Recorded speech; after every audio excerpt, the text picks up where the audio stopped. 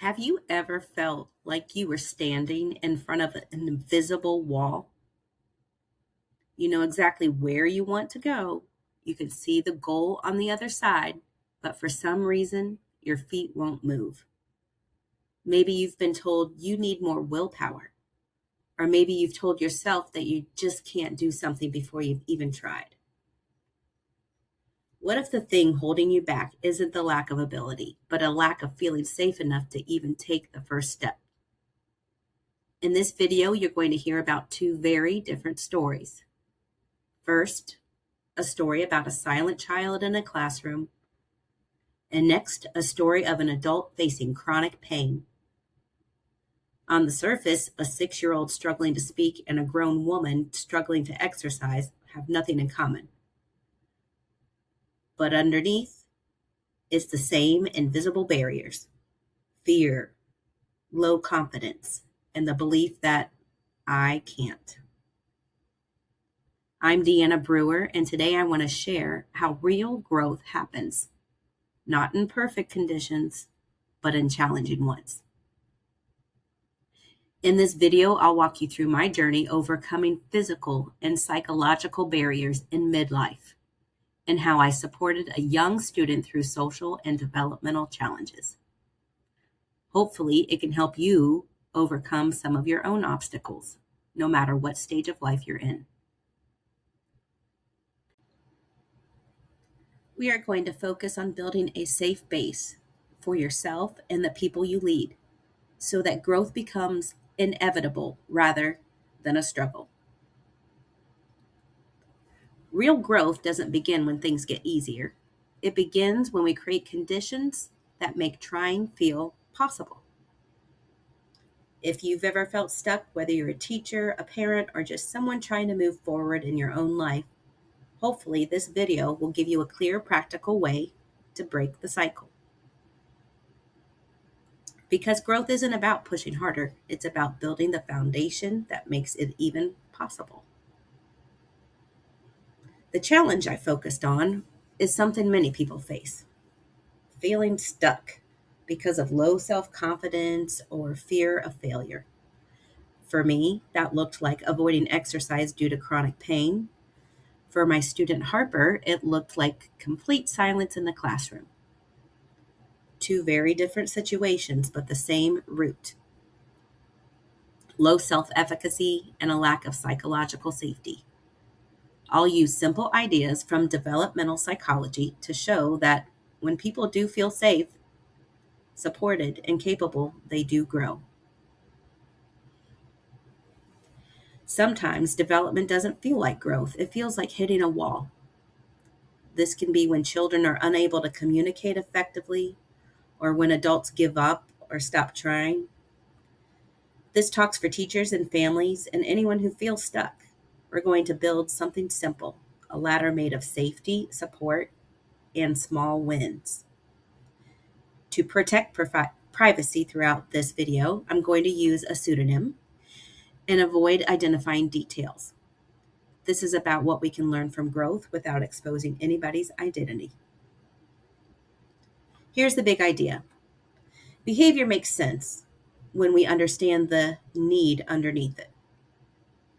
When someone feels unsafe, they feel the need to protect themselves. When someone feels safe, they explore, they try, they speak, they move, they grow, they thrive. Let me start with my student Harper. When she entered first grade, she didn't speak at all, not to adults, not to her peers. She would only speak when she was with her mother and her sister, and they spoke for her. Harper's relationships and academic progress have suffered throughout the school year from her non communication. Her quietness, though, was not an inability to speak or insubordinate behavior. I decided to look through the lens of developmental psychology to see if I could see something else. And I discovered that I saw self protection. It was fear, it was low confidence. And it was due to her limited early social interactions as a younger child during the COVID years. But Mary Ainsworth, a pioneer in attachment theory, taught us about the idea of a safe base. So imagine a circle. At the center of the circle is the caregiver, the safe base.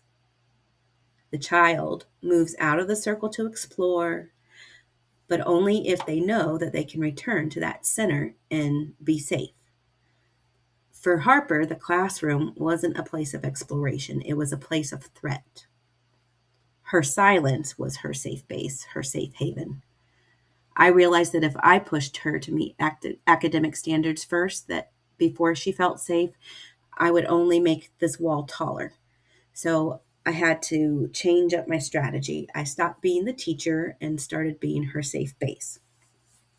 So instead of pushing those academics first, I focused on building trust with Harper.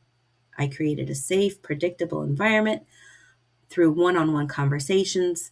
I modeled communication, and we gradually introduced peer interactions. When kids don't speak, it's easy to think to ourselves they're choosing not to, or there might be a cognitive delay. These conversations that I had with Harper, they were done in low pressure times during the day, during arrival, recess, lunch, and dismissal time. They were simple, predictable interactions. I'd ask her friendly questions and share small stories about my family, and I focused on building that trust. And I didn't even require her to talk back to me. I just wanted to, be there and create that trust. So then I started incorporating one-on-one sessions for her phonics instruction. I started to introduce the academics into it with low pressure activities. We were practicing pseudo words because that's what she is being progress monitored for. And I intentionally would make mistakes. So this action encouraged Harper to speak up and correct me. This was a real turning point for Harper. Now, speaking wasn't so scary, it was helpful. This interaction being turned being heard into a small win.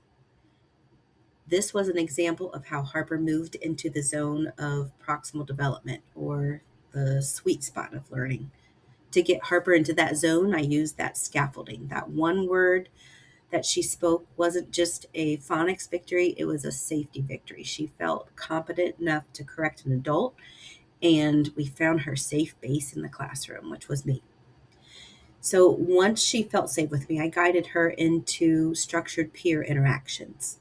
I would use sentence stems during instruction time and turn and talk activities.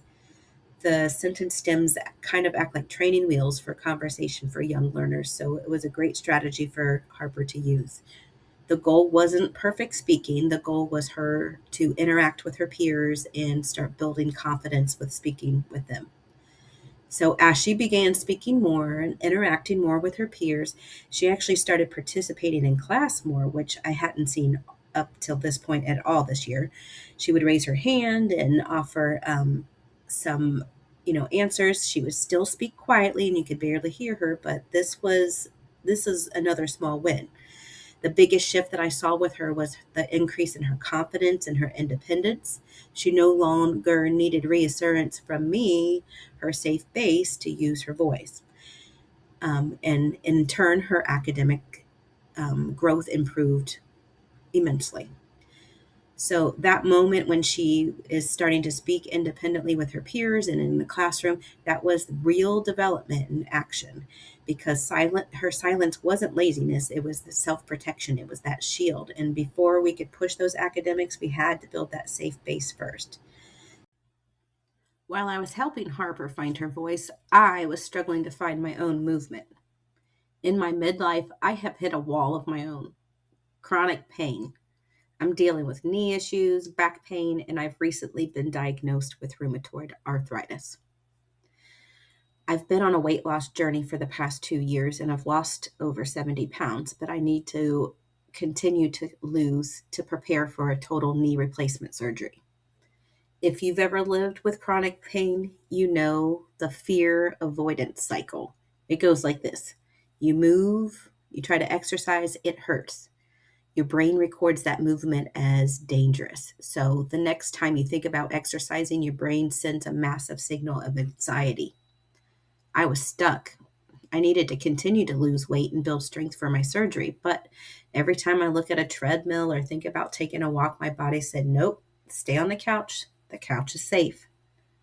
I was Harper, only my silence was a lack of movement. I had to apply the same theories to myself. So I turned to the self-determination theory by DC and Ryan.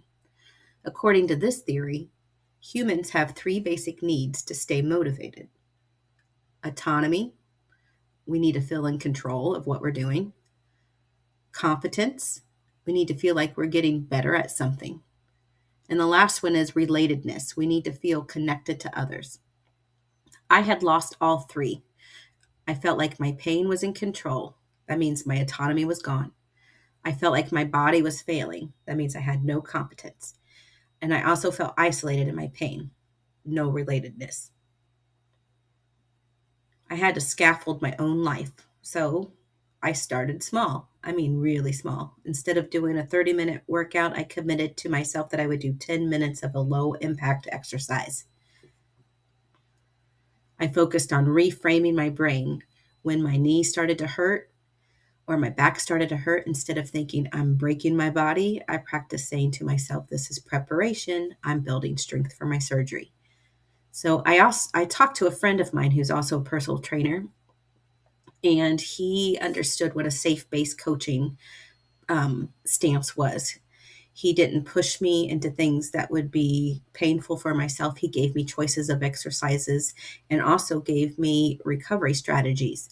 That created a safe place to fail. And if I failed, I felt safe enough to try again. And just like Harper whispering her pseudo words to me, I had my own moment. I completed full workouts throughout the week. I completed my 5 sessions without the fear response taken over. I wasn't just building muscle, I was rebuilding the belief that I was capable.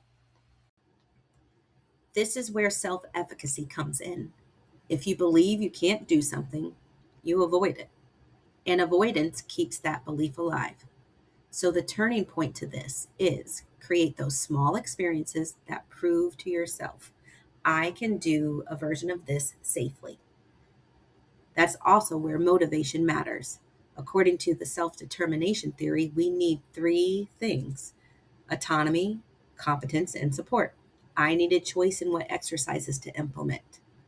I also needed to know how to do those exercises safely without hurting myself further. And I needed support along the way. This became my blueprint. I didn't chase the perfect plan. I chose a doable one with low impact movement, small steps, and consistency over intensity. Because consistency retrains the brain and rebuilds confidence. I also relied on my supports through my professional guidance, recovery strategies, and having the flexibility of changing my exercises as my body needed. If one activity caused me pain, I adjusted. I didn't quit. And over time, I saw measurable progress. But the deeper one wasn't just physical, it was the proof.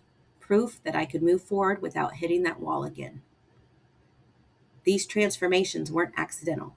They were grounded in developmental theory. Mary Ainsworth taught us that we can explore our world when we feel safe. For Harper, I had to stop pushing academics and start building trust during our non-structured times like recess. For myself, I had to find safe exercises, those low-impact moves that wouldn't trigger a fear response in my body. The Self-Determination Theory by Edward DC and Ryan supports both myself and Harper by shifting our motivation from those outside pressures to finding that motivation within ourselves through those pillars of autonomy, competence, and relatedness. For Harper, this was providing choices and accessible tools, building that trust during our one-on-one sessions, and making her feel safe in her school environment. For choosing low-impact movements for myself and connecting with a supportive community transformed my exercise from being a painful chore into a self-manageable path toward well-being. Vygotsky's zone of proximal development is that sweet spot where we can succeed with just a little help. In Harper's case, I used pseudo words and sentence stem to scaffold her speech. Similarly, I used personal trainer to scaffold my exercise, giving me the competence I lacked. Lastly, Harper is in the Erikson stage of initiative versus guilt. At her age, she needs to assert herself. I gave her the role as being a corrector, purposely making mistakes so she could find the confidence to speak up. In my own stage of generativity, I realized that taking care of my body was an act of contributing to my future self. So, our beliefs shape our behavior. Motivation requires support. Growth happens through guided experiences.